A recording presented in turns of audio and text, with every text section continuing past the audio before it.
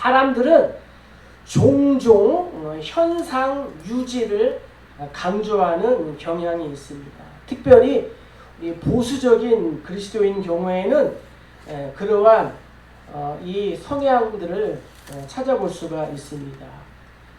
예루살렘 교회의 성도들이 그랬다는 거죠. 베드로가 이방인인 이 고넬료에게 세례를 베풀고 또 하나님의 말씀을 전했다는 이 사실은 현상 유지를 추구하는 예루살렘 교회 성도들에게 매우 충격적인 일이었습니다. 베드로의 행위는 당시의 기준으로 보면은 매우 혁명적이었습니다. 유대인도 예수를 믿고 이방인도 예수를 믿고 얼마나 좋은 일입니까? 그런데 유대인들은 이 베드로의 이 행위를 비난했다는 거죠. 우리가 중직자를 세우면서 김제의 금산교회를 다녀왔습니다. 금산교회는 기역자로 된 교회예요. 120년이 된 교회인데 당시에는 남성과 여성이 따로 자리에 앉아서 천막을 이렇게 치고 예배를 드렸습니다. 네, 남자들은 이쪽에, 여자들은 이쪽에. 그래서 남자와 여자가 서로 얼굴을 못 보고 강대상만 보는 거예요. 목사님만 보는 거예요. 이렇게 예배를 드렸습니다. 서울에 종로에 가면은 130년 역사를 가진 교회가 있습니다.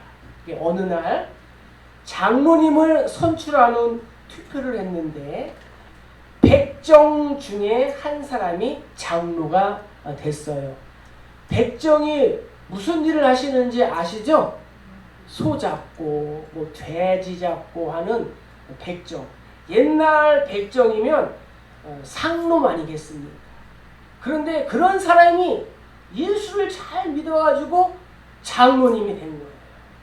그러자 양반 출신의 장로들이 나 이 교회 안 다녀.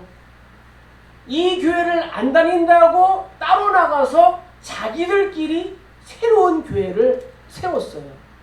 양반교회. 세상에. 옛날 우리 한국에도 신앙이 교회가 처음 들어왔을 때에 이러한 편견의 문제들이 있었다고 합니다. 오늘 우리가 읽은 본문에도 편견, 고정관념이라는 문제가 발생했어요. 사도 베드로가 보니까 참으로 한심스러운 거예요. 그래서 베드로가 침착하게 차례차례 유대인에게 설명하는 내용이 오늘 본문의 말씀이라는 거죠.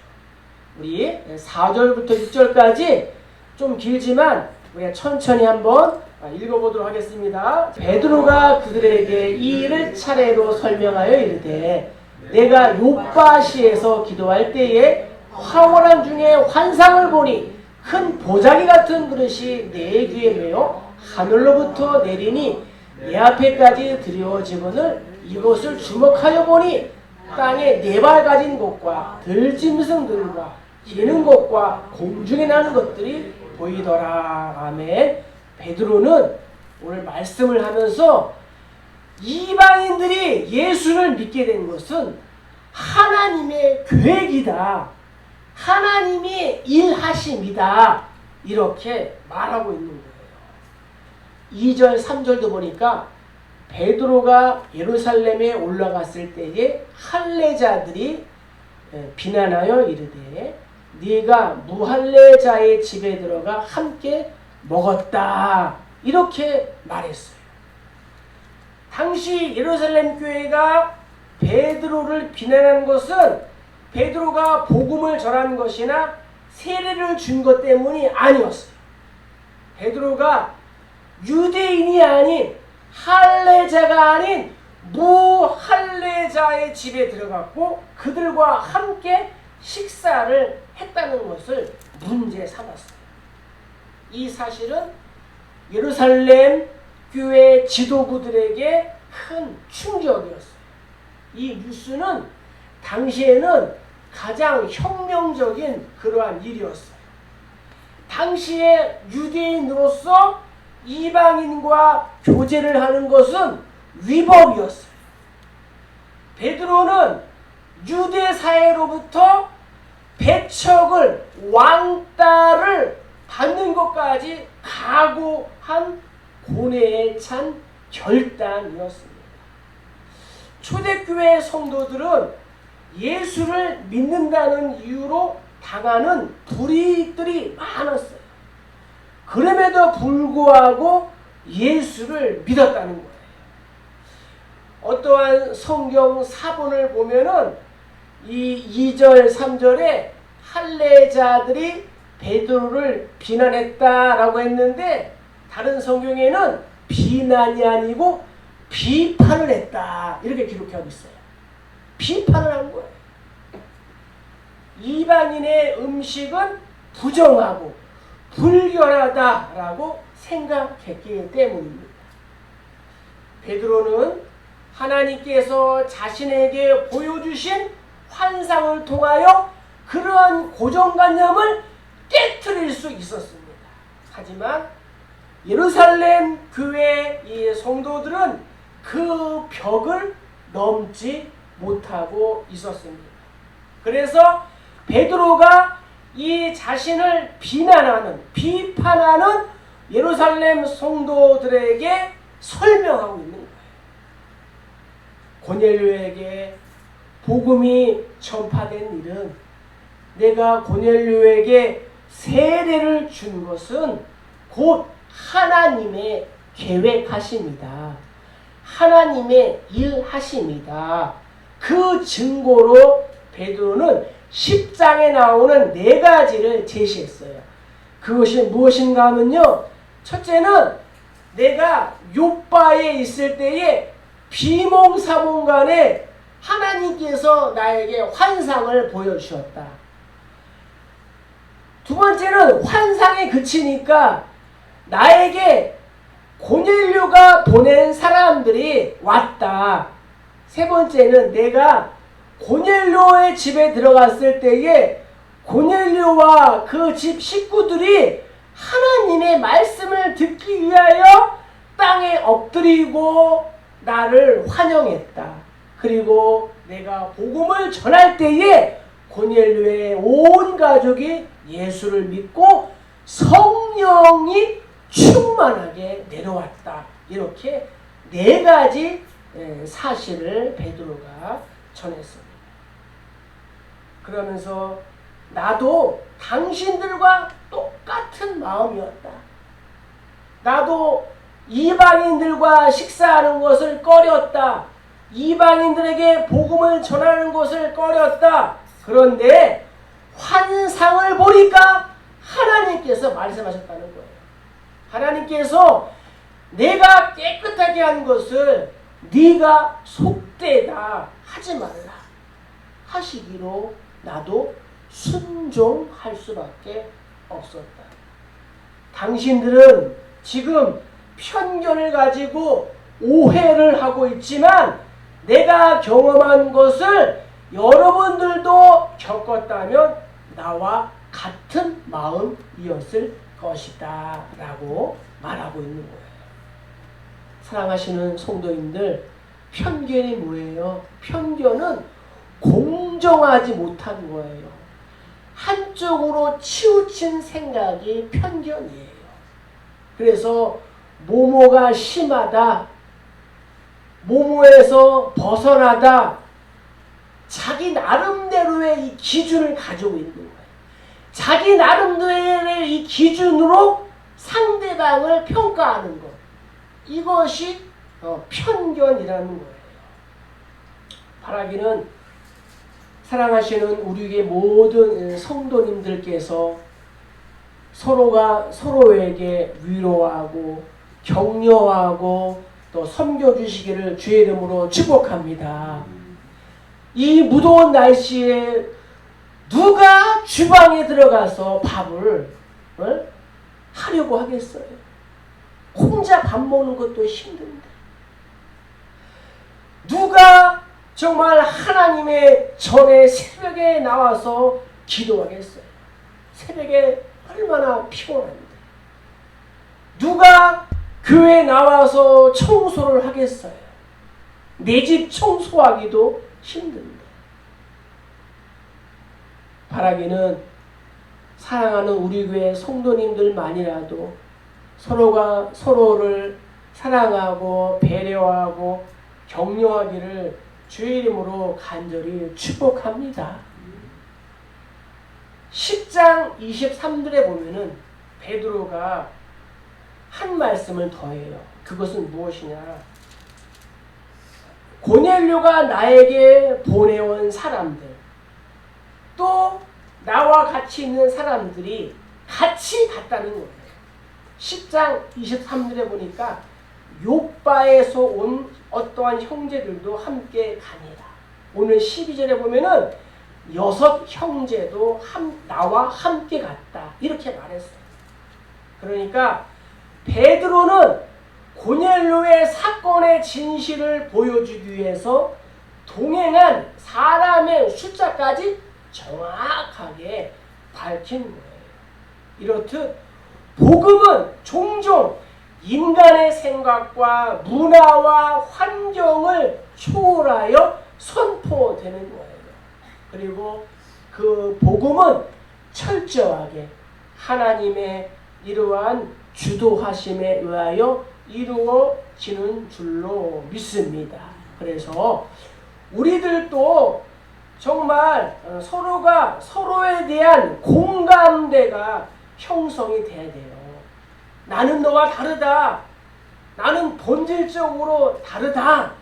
이렇게 말하고 생각하면은 대화는 끝난 거예요. 더 이상 대화가 진행될 수가 없는 거예요. 그러나 당신은 나와 같은 경험을 하지 않았기 때문에 그렇지. 여러분도 내 나이가 되고 내가 경험한 것을 경험하게 되고 내가 만나 하나님을 만나면 당신들도 나와 똑같은 생각을 하게 될 것입니다. 이것이 설득이고 이것이 사랑이에요. 그래서 사랑은 너와 나의 위치를 바꾸어 놓는 거예요. 예, 바꾸어 놓는 거예요. 인간은 차별하고 구별해도 하나님은 차별이 없는 줄로 믿습니다. 유대인에게도 성령이 임하듯 이방인에게도 성령이 임하고 오늘날 우리에게도 동일한 방식으로 성령이 임하는 줄로 믿습니다. 중고등부 우리 친구들에게도 성령이 임하고 연세가 드신 우리 성도님들에게도 똑같이 하나님의 성령이 임하시는 줄로 믿습니다. 두 번째는 12절 읽겠습니다. 성령이 내게 임명하사 아무 의심 말고 함께 가라 하시매 이 6 형제도 나와 함께 가서 그 사람의 집에 들어가니 성령께서 일하신 거라는 거죠. 15절도 보면은 내가 말을 시작할 때에 성령이 그들에게 임하시기를 처음 우리에게 하신 것과 같이 하는지라. 무슨 말이에요? 마가의 다락방에서 120명이 모여가지고 기도하면서 성령을 사모할 때 성령이 강림하신 것처럼 이 고넬료의 집안에도 똑같은 성령이 임하셨다라는 거예요. 성도인 우리는 거룩을 우리가 또 지향해야 합니다. 늘 정직함과 또 정의와 옳음을 행해야 합니다. 그러나 그것이 사람을 판단하고 평가하는 기준이 되어서는 안 되는 거예요. 주님의 제자된 우리는 사랑만 할 뿐이에요. 내가 너희를 사랑한 것 같이 너희도 서로 사랑하라. 그리하면 너희가 내 제자인 줄 알리라. 우리 옆 사람에게 우리 한번 고백합시다. 사랑합니다. 사랑합니다. 크게 축복합니다. 사랑합니다. 그래요. 성도인 우리가 할 일은 사랑이에요. 사랑. 우리가 사랑하면 이방인들이 우리가 예수의 제자인 줄을 안다니까요. 예수께서 깨끗한 짐승, 부정한 짐승의 구분을 깨뜨리심으로 차별 없이 모든 이들을 사랑하시는 하나님의 이 사랑을 드러내셨어요. 아니요. 예수님은 오히려 홀로 된 사람들, 여인들, 어린아이들, 또 죄인들, 세리들, 병든 사람들, 이러한 사람들을 더 많이 가까이 하셨어요.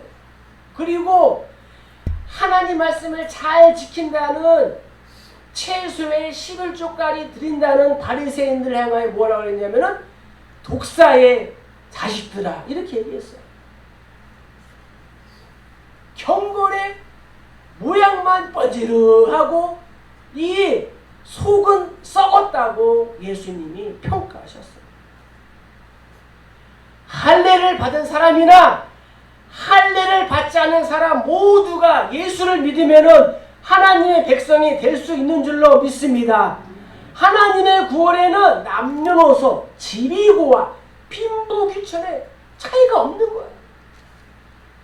그래서 목사도 예수를 믿으면 하나님을 아버지라고 부르고, 자녀들도 예수를 믿으면 하나님을 아버지라고 부르고, 우리 연세 드신 분도 정말 하나님을, 예수님을 믿으면 하나님을 향하여 똑같이 아버지라고 이렇게 부르는 거예요.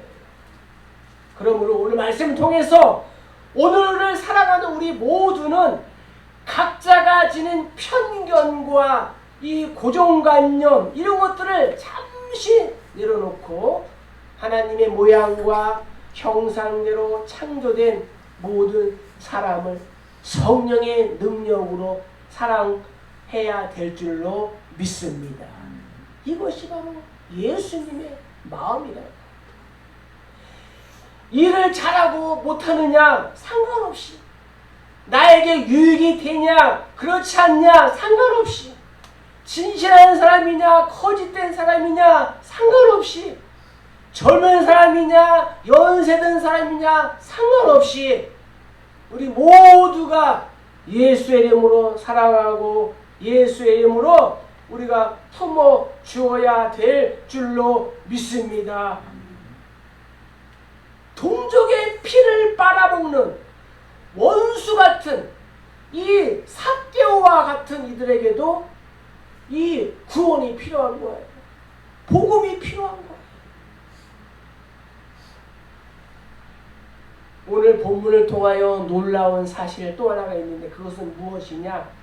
보통 복음을 전하는 그러한 자, 전도하는 사람이 자신의 마음을 우선적으로 잘 다스려야 해요.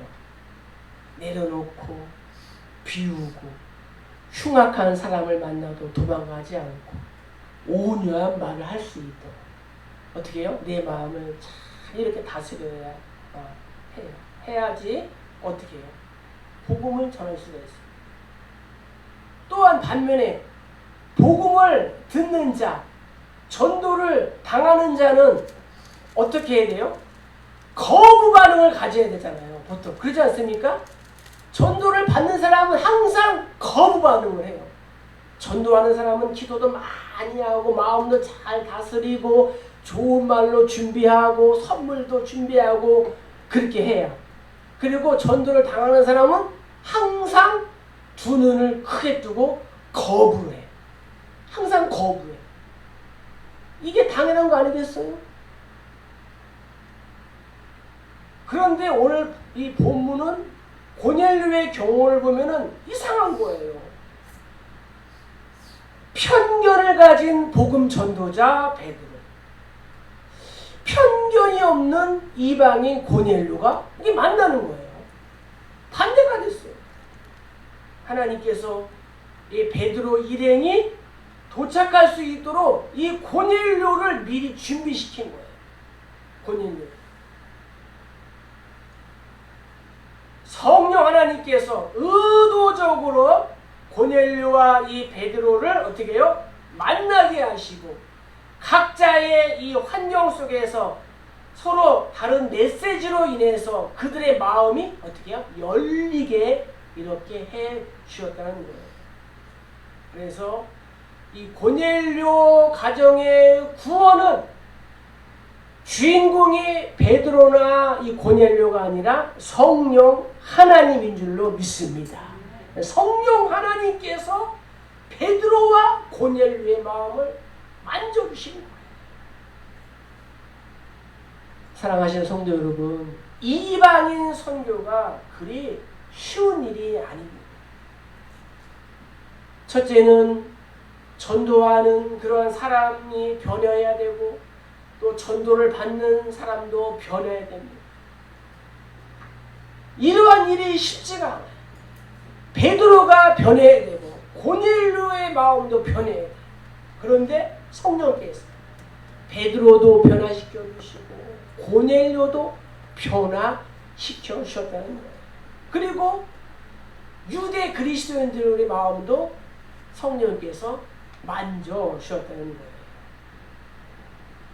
내 기준과 내 판단은 하나님의 일하심 앞에 무기력해야 되고 하나님의 일하심 앞에 내려놓아야 될 줄로 믿습니다.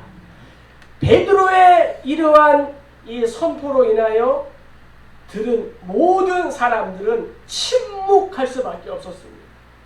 비난을 멈추고 비판을 멈추고 침착하게 잠잠하게 하나님의 일하심을 느낄 수밖에 없었습니다. 이 일로 말미암아 우리 역시도 이방인인 우리 역시도 영원한 하나님의 백성, 하나님의 자녀로서 하나님과 화목한 관계를 누리고 우리 또 성도들과도 친밀한 이러한 교제를 나누게 된 줄로 믿습니다. 자, 오늘 말씀을 통하여 마지막으로는 17절, 18절이에요. 자, 우리 한번 읽겠습니다. 그런즉 하나님이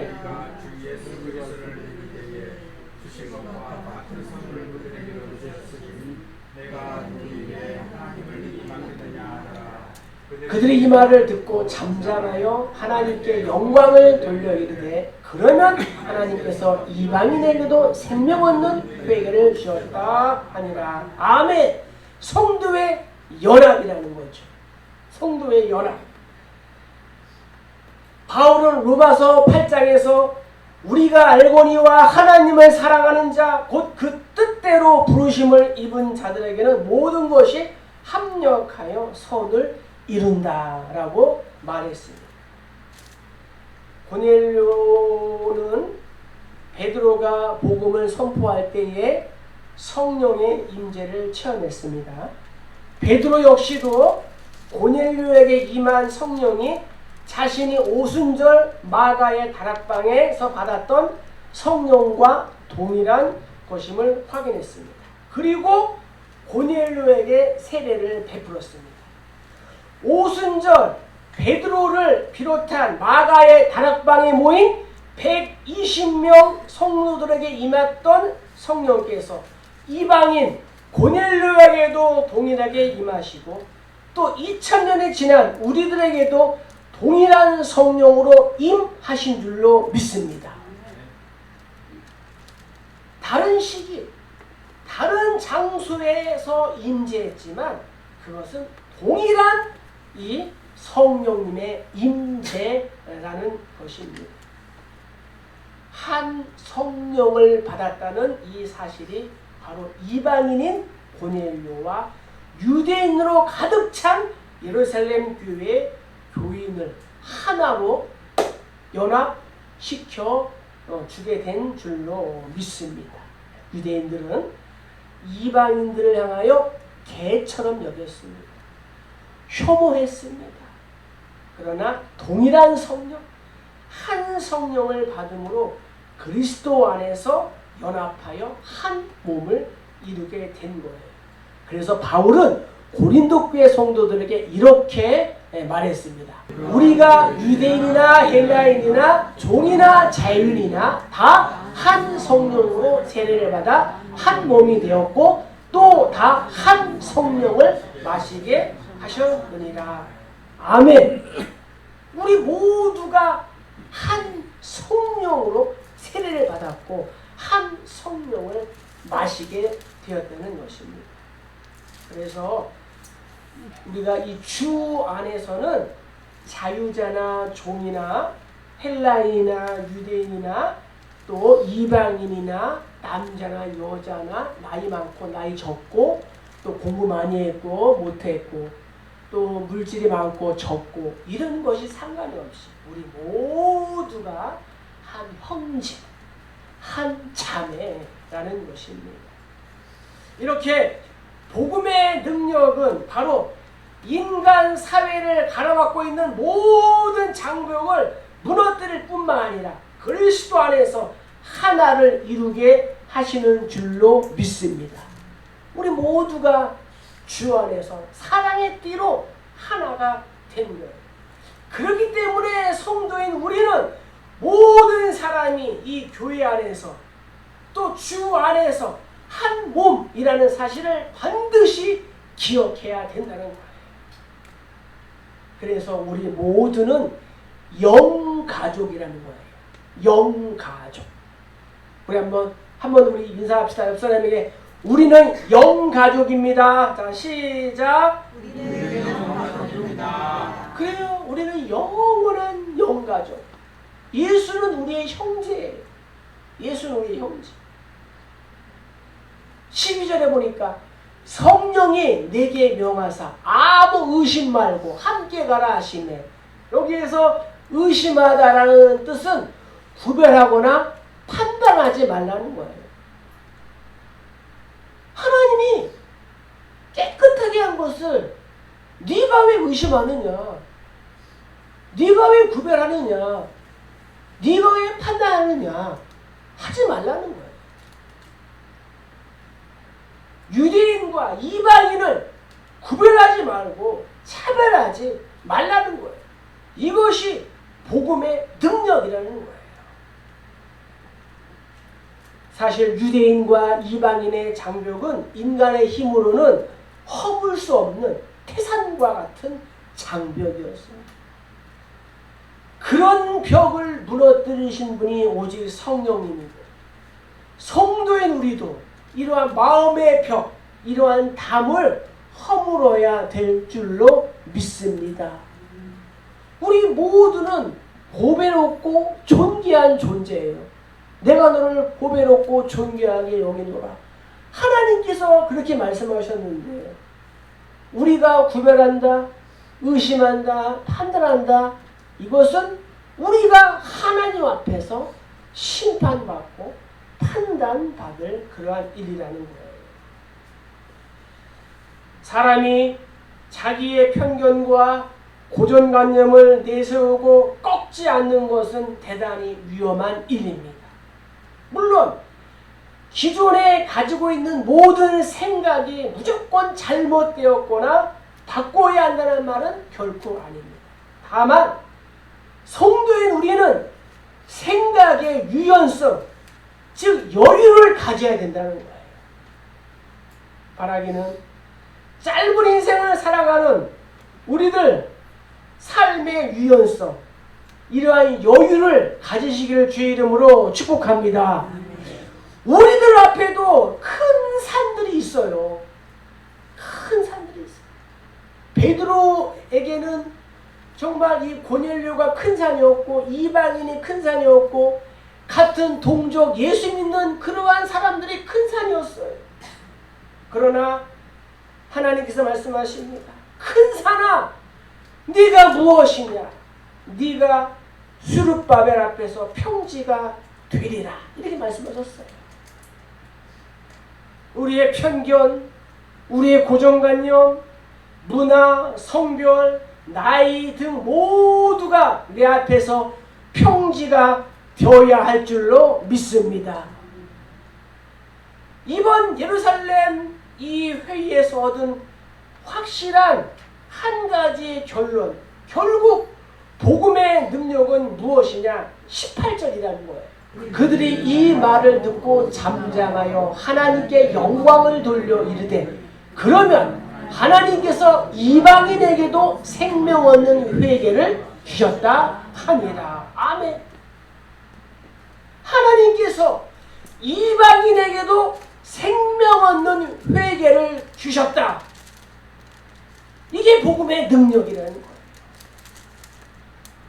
회개도 사람의 노력으로 이루어지는 것이 아니라 하나님께서 주시는 선물이라는 거예요. 이 회개를 통해서 하나님을 찬양할 수밖에 없는 것입니다. 말씀을 마치겠습니다. 베드로가 무할례자의 집에 들어가 함께 먹었다고 유대에 있는 사도들과 성도들이 베드로를 비난했습니다.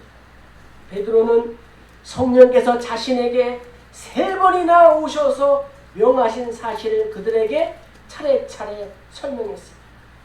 베드로의 말을 듣고 의심이 풀어진 할례자들은 하나님께서 이방인에게도 생명 얻는 회개를 주셨다고 하나님께 영광을 돌렸습니다. 사랑하시는 성도님들, 하나님께서 문을 여시는데 누가 그 문을 막겠습니까?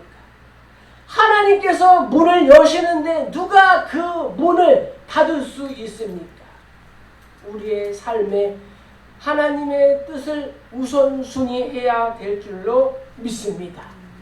이제는 이기적인 선민의식으로 상대방을 판단하고 정죄했다면 우리의 허물을 고백하는 거예요. 하나님이 일하시면 막을 사람이 아무도 없는 것입니다. 우리 모두가 주 안에서 복음의 능력으로 한 형제, 한 자매이기 때문에 주님 오시는 그날까지 서로가 서로를 사랑하며 배려하며 또 아껴주며 도와주고 섬겨주는 성도의 사랑의 교제를 계속하는 우리 모두 되시길 주의 이름으로 간절히 축복합니다. 축복합니다.